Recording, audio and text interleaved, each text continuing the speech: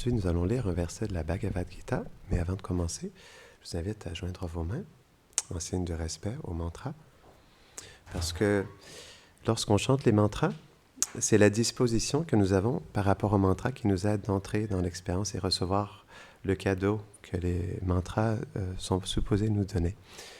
Donc avec les mains jointes, vous pouvez répéter après moi. Om Namo Bhagavate Vasudevaya.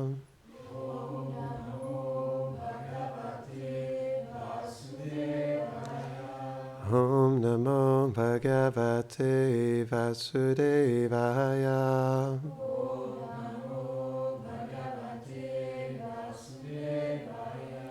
Om Namo Bhagavate Vasudevaya.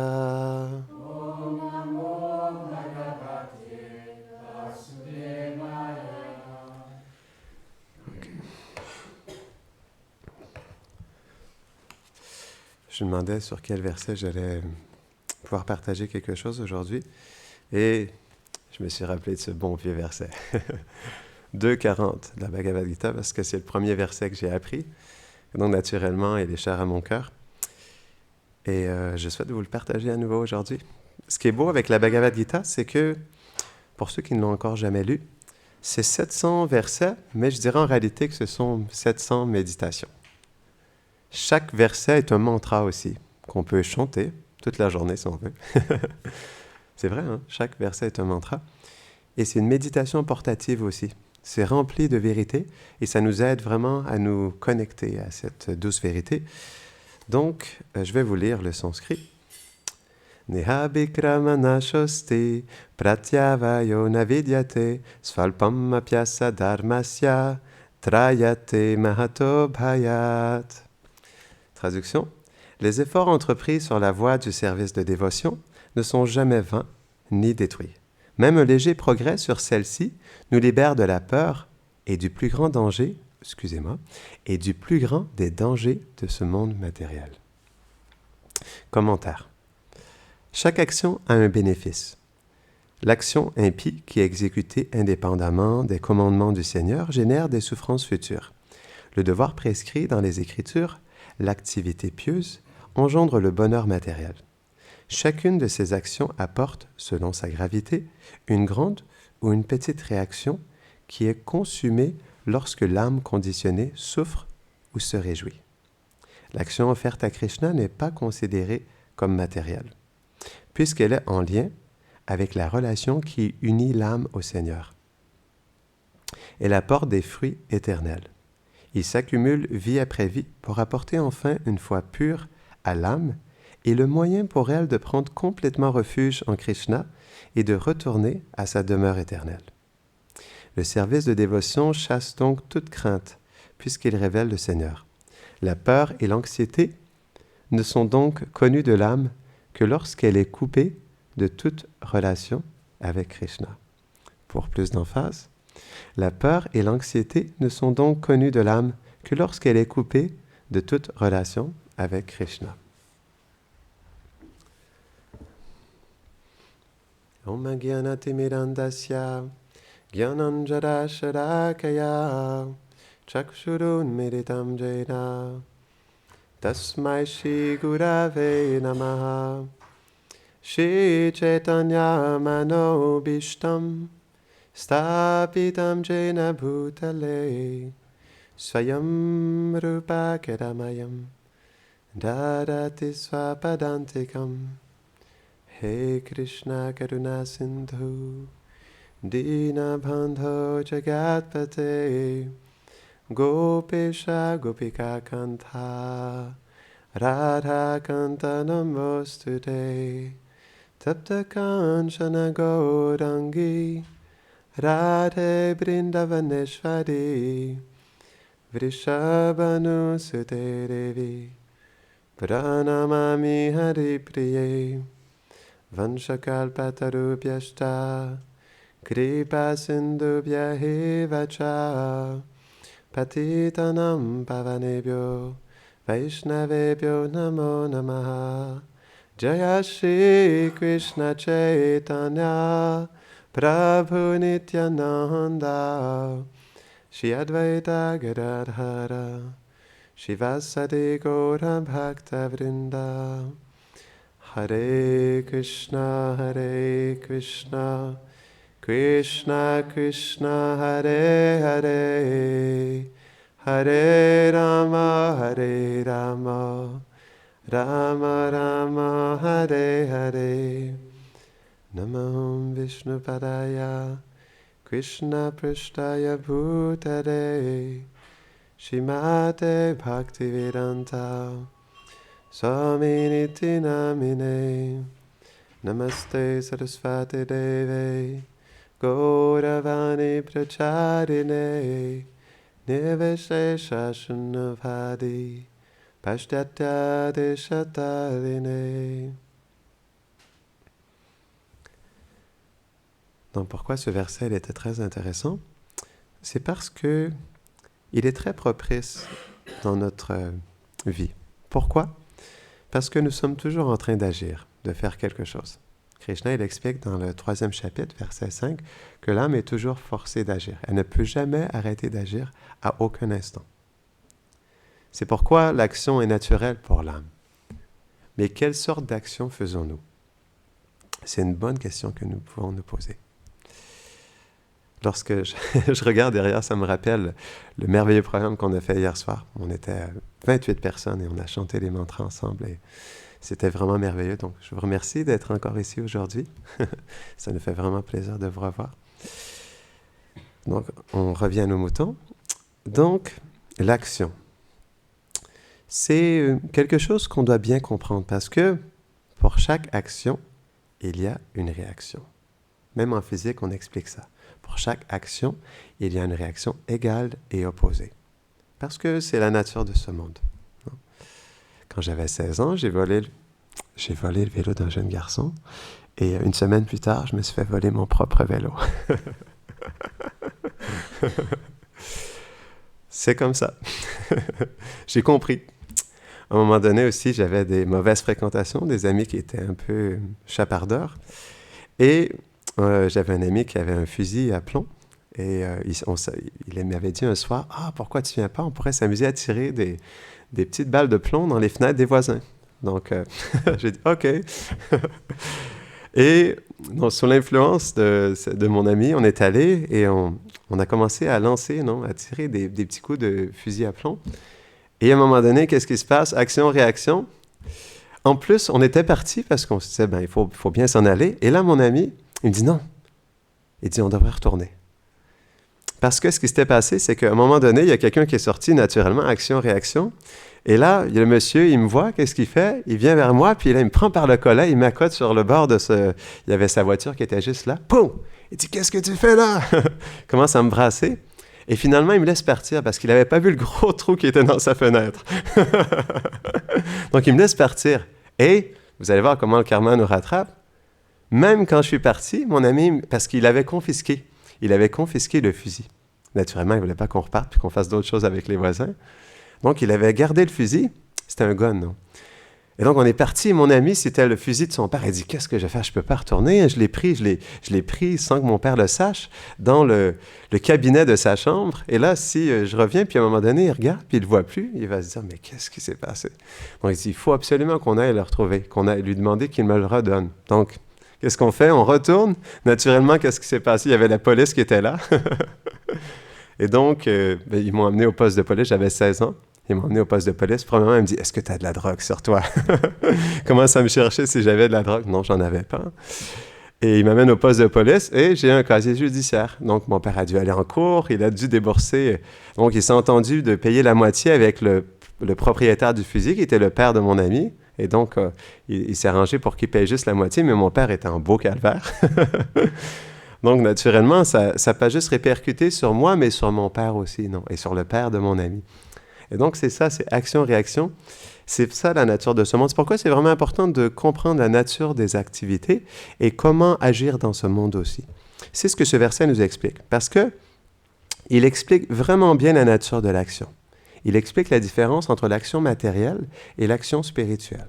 Et ça aussi, c'est une très bonne question à se poser. Parce qu'on peut agir, mais on agit sous quelle influence? Non? Quand j'avais 16 ans, j'agissais sous quelle influence? Donc, c'était sous l'influence de la passion, naturellement. Et donc, à cause de ça, j'ai fait des bêtises, non? Et ce qu'on peut voir dans ça, que chaque action est influencée par une énergie, non? Et Krishna, il explique dans ce verset vraiment bien qu'est-ce que la portée de l'action spirituelle. Parce que l'action matérielle, c'est ce qui nourrit le karma, justement. Qu'est-ce que le karma ou la réaction karmique? C'est tout simplement lorsqu'on pose quelque chose parce qu'on est attaché au fruit de notre activité. Tout simplement, c'est ça le karma. Aussi simple que ça. Dès qu'on fait quelque chose dans le but d'en prendre les fruits, on génère du karma. Et ça, c'est ce qu'on appelle l'action matérielle. Mais il y a aussi l'action spirituelle. On agit, c'est pourquoi Krishna, il explique encore une fois dans la Gita, mais dans le 5e chapitre, parce que le 3e et le 5e chapitre sont connectés dans le sens où il parle de l'action dans l'inaction et l'inaction dans l'action. Et dans le 5e chapitre, Krishna, il explique l'action dans l'inaction et l'inaction dans l'action. C'est intéressant. Donc, lorsqu'on agit au niveau spirituel, même si on agit, c'est une inaction, mais au niveau matériel, parce qu'il n'y a pas de portée karmique. Le karma est même purifié, c'est ce qui est expliqué, non? Vikarma, karma, akarma. Lorsqu'on accomplit quelque chose dans un but spirituel, on va expliquer un peu plus qu'est-ce que c'est, eh bien, le karma, parce que chaque geste en ce monde a une portée. Par exemple, lorsque je marche sur la rue, si je marche avec mon pied sur une fourmi et je l'écrase, il y a aussi une réaction karmique parce que j'enlève la vie d'un être vivant. Donc dans ce monde, il y a une réaction pour chaque geste. Donc c'est pourquoi en Inde, les grands sages nous expliquent comment nous purifier de ce karma, comment agir d'une manière à se libérer du karma. Parce que le karma, c'est quelque chose qui nous enchaîne. C'est pourquoi on pourrait dire, des mauvaises choses surviennent à des bonnes personnes. C'est comme ça qu'on peut l'expliquer. Souvent, quand j'étais travailleur social, je travaillais avec des jeunes enfants qui étaient complètement innocents, mais qui vivaient des situations extrêmement difficiles. Et j'ai été poussé à comprendre la nature du karma. Qu'est-ce qui pousse qu'une personne, malgré le fait qu'elle n'a que des bonnes intentions dans cette vie, lorsqu'elle est un jeune enfant ou un adulte, soit poussée à vivre parfois des situations extrêmement difficiles. Non? Ça, encore une fois, c'est ce qu'on appelle le karma. Parce que le karma est quelque chose qui est difficile à comprendre parce que ça se passe sur plusieurs vies. Parce qu'une action entraîne plusieurs réactions, qu'entraîne plusieurs actions, qu'entraîne plusieurs réactions, comme une réaction en chaîne, et ça, sous plusieurs vies. Donc, c'est pourquoi c'est difficile de comprendre qu'est-ce qui nous arrive dans cette vie, parce que le karma qui s'accumule, c'est comme un silo de grains. Lorsque vous rajoutez des grains sur le dessus, naturellement, ce sont des grains qui sont frais, tout nouveaux, mais tous les grains qui sont dans le bas du silo et qui sont prêts à être récoltés, ça, ce sont des vieux grains qui sont là depuis peut-être 1 an ou 2 ans. Eh bien, c'est ça le karma. Même si, dû à nos vies passées, on a pu faire des bonnes et des mauvaises actions, comme par exemple le grain qui est plus ancien, on le prend en premier, naturellement, comme le mauvais karma, s'il est là, stocké dans notre réservoir karmique, parce qu'il y a un réservoir karmique qui est sous la forme de notre corps subtil, qui contient tous les réactions de nos activités passées sous forme de graines, eh bien, à un moment donné, ça doit venir, on doit le récolter. Non, même Jésus-Christ a expliqué ça, on récolte ce que l'on sème. Donc, tout ce qu'on a fait, c'est vraiment une science parfaite, le karma. Ça peut tout expliquer en réalité ce qui nous arrive. Parce que chaque action, dans tous les petits gestes au quotidien, entraîne une réaction égale et opposée. C'est comme un boomerang qu'on lance. C'est ça l'énergie. C'est comme ça qu'elle se manifeste. Quand on lance quelque chose dans l'énergie, ça revient vers nous. Donc, si on lance de l'énergie négative, alors ça revient vers nous. Par exemple, si on parle mal à quelqu'un, naturellement, quelqu'un va nous parler mal. Peut-être pas dans l'immédiat, mais peut-être un peu plus tard. Donc, ça revient toujours à nous en réalité. Donc, c'est pourquoi c'est important de comprendre la nature des actions. Et encore une fois, Krishna, il explique l'action spirituelle. Qu'est-ce que ça veut dire? L'action spirituelle, c'est une action qui est faite avec l'âme. C'est vrai, l'âme, elle peut agir. Là, on agit avec ce corps, mais l'âme, elle peut aussi agir. Mais comment elle agit si elle n'est pas ce corps? Et ça aussi, c'est quelque chose qui est vraiment intéressant. L'âme, elle agit à travers son intention. Parce que c'est la seule chose que nous sommes dans ce monde, l'intention. Parce que si je ne suis pas ce corps, je ne suis pas l'action et je ne suis pas l'environnement, alors je suis juste un observateur de tout ça. Et tout ce que je peux faire en tant qu'observateur, c'est d'avoir une intention, parce que c'est notre désir qui nous pousse à agir à travers ce corps. Donc c'est vraiment notre intention qui peut changer la portée de nos actions, complètement. Parce qu'on avait expliqué, qu'est-ce qui génère le karma? C'est tout simplement d'être attaché aux fruits de nos activités. Ça génère le karma. Donc si on change notre mentalité, alors on change les réactions qui viennent à nous aussi. Ça, c'est vraiment une science. Et lorsqu'on la comprend, on peut vivre dans ce monde, mais libéré des influences du karma et même de l'énergie matérielle. Progressivement, lorsque l'âme s'éveille à sa réalité, elle devient, parce qu'elle est de nature transcendantale elle aussi, elle devient graduellement libérée des influences de ce qu'on appelle des modes de la nature, de l'énergie matérielle, à travers la méditation, les chants de mantras. On a vu hier à quel point c'était purifiant. Les gens, on sentait à la fin, on a chanté pendant 2h30 les mantras hier, et on sentait, les gens disaient tous la même chose, c'était vraiment édifiant, on s'est senti élevé par les mantras. Parce que c'est quelque chose qui, par la puissance des vibrations transcendantales, qui élève notre conscience, non? Au-delà de l'influence de l'énergie matérielle. Et je disais ça aux gens au début parce que, naturellement, lorsqu'on rencontre des personnes pour la première fois, on est un peu timide, un peu réservé. Et donc, il y a toujours une petite gêne au départ. Mais ce que je dis souvent aux gens dans les programmes, c'est que dès qu'on commence à chanter les mantras, il y a comme quelque chose, une certaine énergie qui se dégage. Et ensuite, il y a une harmonie qui se manifeste entre les gens. Et c'est toujours comme ça à chaque fois. Lorsqu'on se retrouve à la fin du programme, il y a comme une harmonie plus naturelle qui est présente, tout simplement. Donc, on peut vraiment bien le voir à travers les chants de mantras. Ça, c'est quelque chose qui peut vraiment aussi nous aider à être dans l'action spirituelle. Donc, c'est vraiment juste une question d'intention. Donc, on avait expliqué la réaction matérielle, elle vient tout simplement du fait de prendre quelque chose pour soi. Et on pourrait se dire, mais en même temps, même si je fais les choses dans une bonne intention, si par inadvertance, je touche quelque chose de chaud, je vais quand même avoir une réaction, je vais quand même sentir quelque chose. Alors là, il y a aussi quelque chose qu'on peut expliquer par rapport à ça.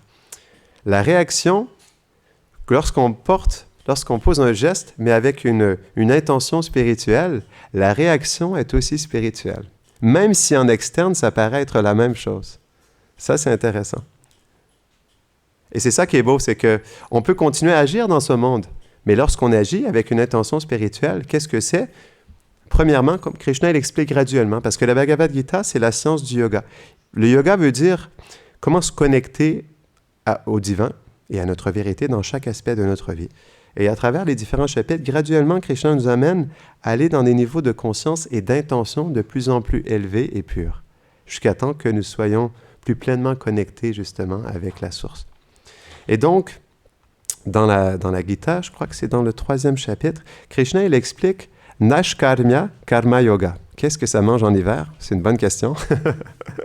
Naishkarmya Karma Yoga, qu'est-ce que ça veut dire? C'est qu'on pose un geste, mais en étant détaché des résultats. Tout simplement, on le fait dans un esprit de service, sans être attaché aux résultats de l'action. Donc déjà ça nous amène dans une activité pieuse, non? Mais il y a plus que ça aussi. Parce que juste en fait d'être détaché du résultat, on est quand même en train de faire quelque chose, non? Donc l'action n'est pas pleinement nullifiée. C'est lorsqu'on fait quelque chose au niveau actif, lorsqu'on fait quelque chose dans le but de servir, non? Mais pas n'importe quel service. On appelle le service de dévotion. Un service que l'âme rend envers le divin. Ça, c'est une activité de l'âme. Parce que juste d'être dans la neutralité, d'être dans le détachement, de se dire, je fais les choses, mais je suis détaché, je fais les choses tout simplement par devoir, ça nous amène à une certaine piété, mais ce n'est pas la pleine réalité de l'âme. L'âme, elle est faite pour agir, mais au niveau spirituel. Et ça, ce que c'est justement, c'est l'âme qui s'exprime et qui fait un service envers le divin. Parce qu'il faut comprendre que l'âme, qui est un 10 millième, la pointe de cheveux, une petite étincelle spirituelle, elle vient de quelque part. Elle a une origine, non?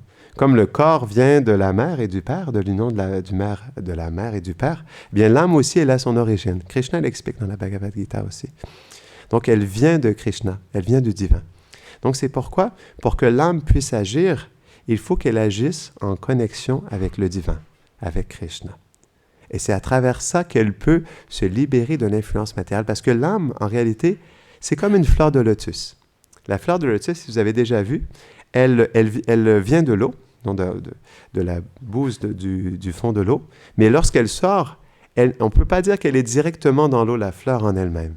Même si elle est connectée, en quelque sorte, elle est aussi séparée. Eh bien, c'est ça l'âme. Même si l'âme, elle est dans le corps, comme la fleur de lotus, qui a des pétales qui perlent, eh bien, l'âme, elle est, on pourrait dire, elle a cette nature de laisser perler l'influence de l'énergie matérielle. C'est juste qu'elle est recouverte par quelque chose, mais elle reste l'âme. C'est comme un gant qui nous recouvre. Si, par exemple, je porte une bague avec un gros diamant, donc ça, c'est comme l'âme qui brille, parce que c'est une étincelle spirituelle.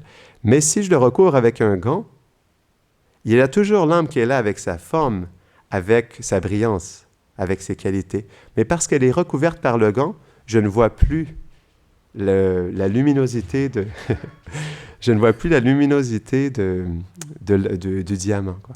Il y a le petit Gokul qui m'a déconcentré parce qu'il est tellement mignon. Donc, c'est vraiment une analogie intéressante. On reste l'âme, mais tout simplement, on est recouvert par toutes sortes de couches qui fait qu'on n'est pas pleinement conscient de ce que nous sommes. Et donc, c'est ça l'âme qui est recouverte par ce corps grossier et ce corps subtil. Donc, on agit, mais on agit dans l'inconscience de ce que nous sommes réellement. C'est ce qui nous pousse à être dans l'action matérielle, dans le karma. Tout simplement parce que nous sommes inconscients de notre réalité.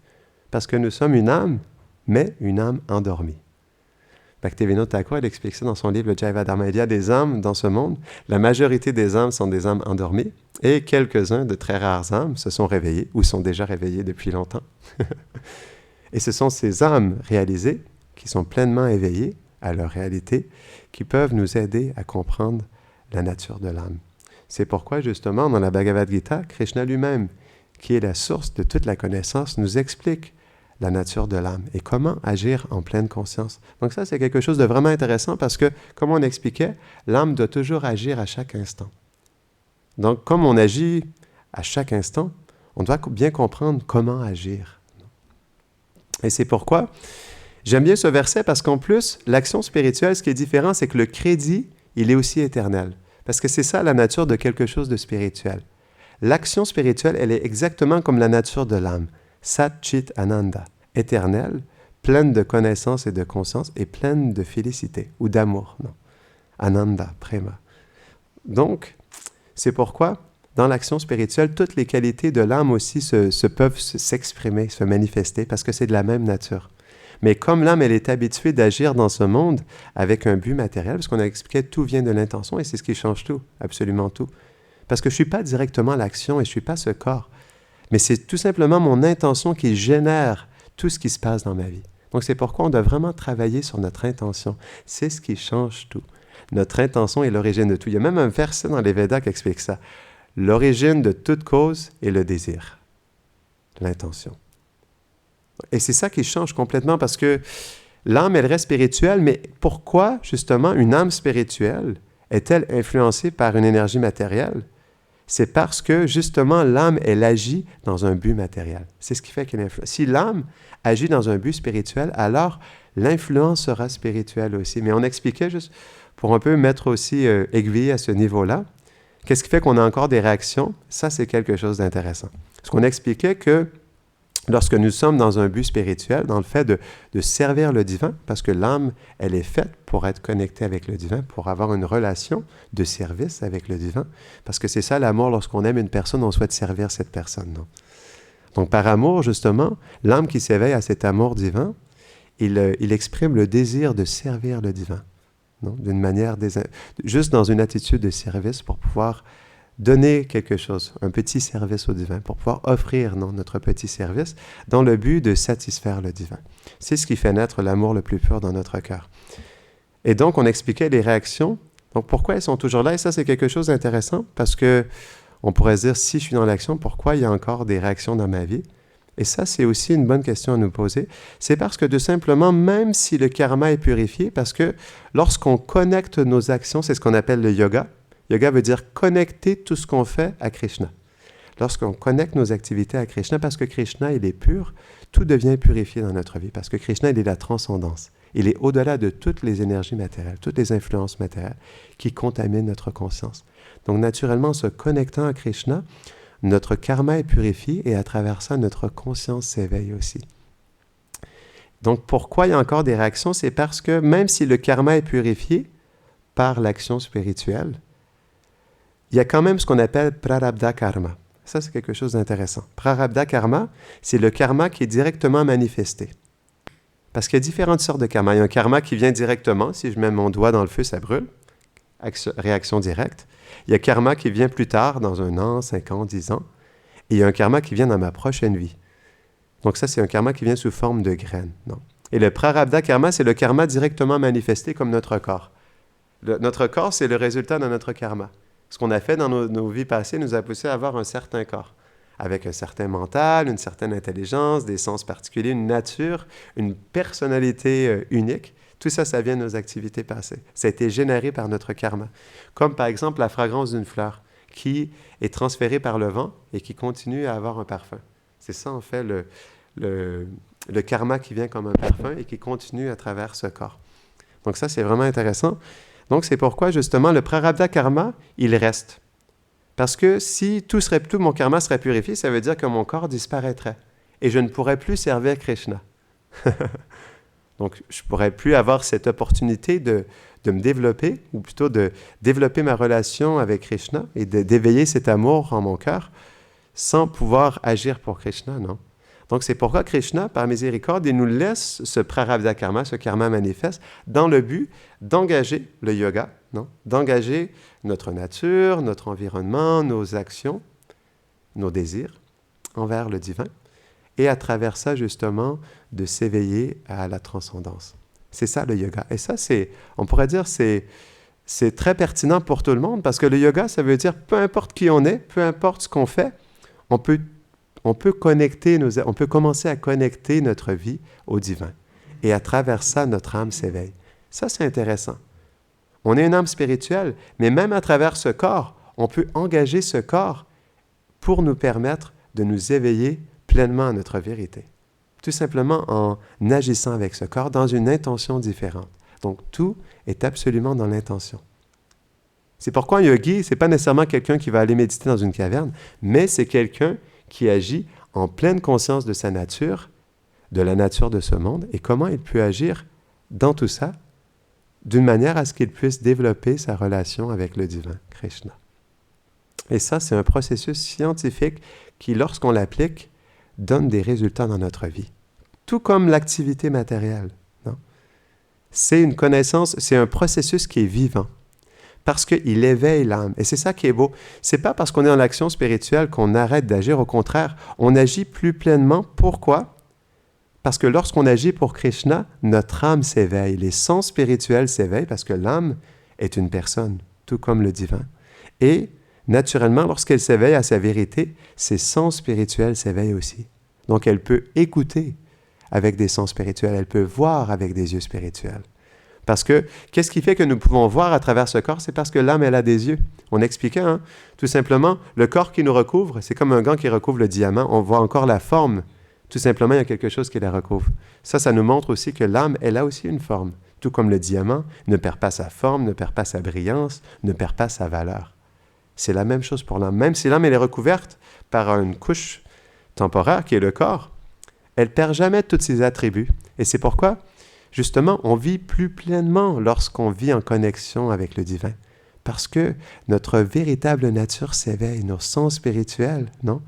L'amour que l'âme, elle est faite pour vivre en connexion avec le divin s'éveille dans notre cœur. Et donc ça, c'est beau. Donc on vit plus pleinement parce qu'on vit en pleine conscience de notre réalité.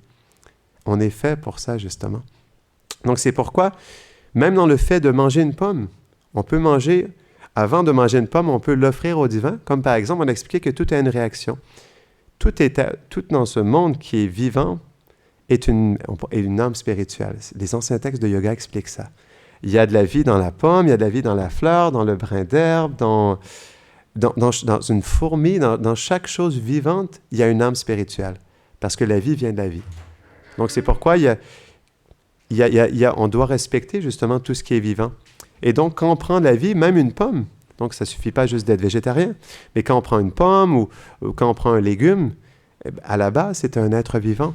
Et donc, si on prend, mais sans le connecter dans le yoga, alors on reçoit une réaction karmique aussi. Parce qu'on ne peut pas prendre la vie juste comme ça. Pour que justement ce karma d'avoir pris la vie d'une personne qui est dans la forme d'un légume ou d'un fruit ou peu importe, eh bien, on prend quelque chose. Donc, pour pouvoir nullifier on pourrait dire cette violence en quelque sorte, parce qu'on prend la vie, non? Eh bien, le yoga nous permet de nullifier cette violence, de purifier justement ce karma qui est là, et en le connectant au divin. C'est pourquoi une pomme, lorsqu'on l'offre au divin parce qu'elle vient du divin, eh bien, le divin, parce qu'il la reçoit, il le prend, à travers ça, il y a une connexion qui se fait, et le divin, en recevant la pomme, spiritualise la pomme. Donc, lorsqu'on la mange, c'est ce qu'on appelle prashadam. Ça, c'est le yoga en mangeant. Donc, lorsqu'on mange la pomme, parce qu'elle a été offerte à Krishna, mais naturellement, on reçoit Krishna à l'intérieur de nous, parce qu'il infuse sa présence à travers la pomme. Donc, lorsqu'on le mange, on infuse cette vérité à l'intérieur de nous, et cette vérité, elle purifie notre cœur, et aussi par le fait même, c'est comme par exemple, lorsqu'il n'y a pas le soleil, tout est obscur, mais dès que le soleil se lève, ben, naturellement, toute l'obscurité disparaît. C'est pourquoi tout le karma disparaît lorsque, justement, la vérité est infusée dans chaque chose. Donc, c'est ça l'action spirituelle. Donc, je nous invite tous à méditer sur l'action spirituelle dans notre vie. Grantara Srimad Bhagavad Gita ki, Janatai Gaura Premanande.